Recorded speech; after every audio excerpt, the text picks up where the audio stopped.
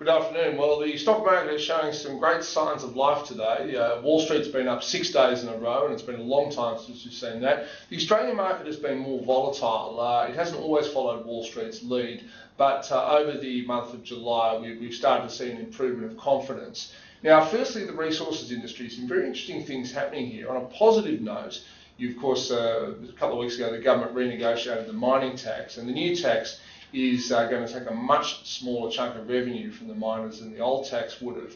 How big the amount of money the tax will take is very much up for debate at the moment.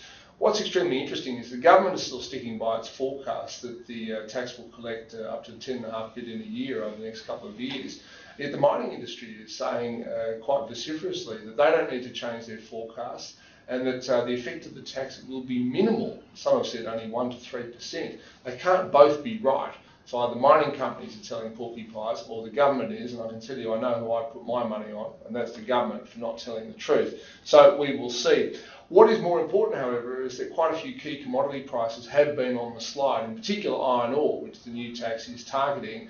Over the past few months, iron ore prices have slid from around $170, $180 a tonne down to around about $120. Yet at the same time, Ken Henry has increased his forecast for iron ore prices. Again, they can't both be right. This has put a bit of a cap on the prices of both BHP, Rio and of course Fortescue Metals, all of whom are major iron ore miners.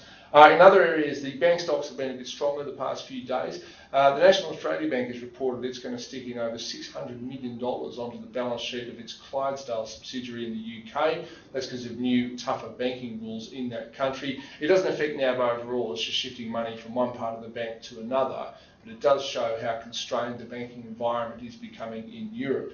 Also, when it comes to takeovers and demergers, Dulux shareholders voted through their demerger. That is from Orica and Dulux. Dulux is now a separate company, and it's had quite a good start on the ASX, trading at around about the $2.60 level. And that's good news for Orica shareholders who receive one Dulux share for every 2 Orica shares. And finally, Arrow Energy, which is one of the larger mid-sized coal seam gas players up in Queensland, its takeover bid by a combination of Shell and PetroChina was approved today. The stock is trading just below $5. You get $4.70 a share cash and another spin-off, in this case called Dart Energy. The market is implying a value of Dart of around 28 to 29 cents. Some people say it could go as high as $1, but that might take some time, as is so often the case with the stock market.